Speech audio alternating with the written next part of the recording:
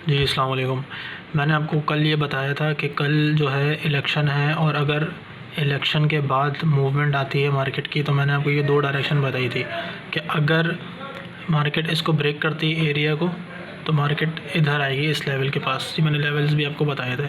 Exact market बिल्कुल ही वहीं आई है जहाँ मैंने आपको बताया था, आप चेक भी कर सकते हैं। उसके बाद यहाँ से दोबारा वापस चली गई ऊपर। ठीक है, तो अल्लाह का शुक्र है, जो मैंने आपको बताया था सेम वैसे का वैसे ही हुआ है, एग्जैक्ट वैसे ही हुआ है जैसे मैंने बताया था। और ये 3-4 दिन से जितने भी आप पुरानी वीडियोस देखेंगे उनमें मैंने यही एरोज़ लगाए हुए थे कि अगर ये एरिया ब्रेक होता है तो मार्केट इधर जाएगी, पहले यहाँ जाएगी फिर यहाँ जाएगी।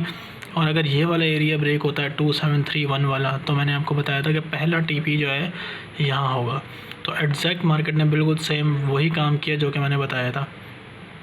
अब आगे क्या हो सकता है, आगे जो है ये इसको कंटिन्यू कर सकती है, और जो अगला लेवल है मार्केट यहाँ तक भी आ सकती है। 2686 से लेकर 2659 तक मार्केट यहाँ पर आ सकती है। ठीक है, लेकिन अगर मार्केट ने इस ट्रेंड लाइन को अगर ब्रेक कर दिया तो मार्केट फिर वही वाली जो मैंने आपको डायरेक्शन बताई थी कि पहला टीपी ये होगा, दूसरा टीपी ये होगा, और हो सकता है दोबारा मार्केट ऑल टाइम हाई भी बना सकती है, क्योंकि डोनाल्ड ट्रंप जीत चुके हैं। तो अब यहाँ पर मार्केट बुलिश हो सकती है। ठीक है, तो ये दो एरिया पे नज़र रखिएगा, और यहाँ पे ये वाले एरिया पे नज़र रखिएगा। यहाँ से आप बाइंग भी ले सकते हैं अगर यहाँ पे आपको बाइंग की अपॉर्चुनिटी मिले। फ़िलहाल ये छोटी सी वीडियो, नेक्स्ट वीडियो में इसे डिटेल बताऊँगा कि आपने कहाँ से एंट्री लेनी है।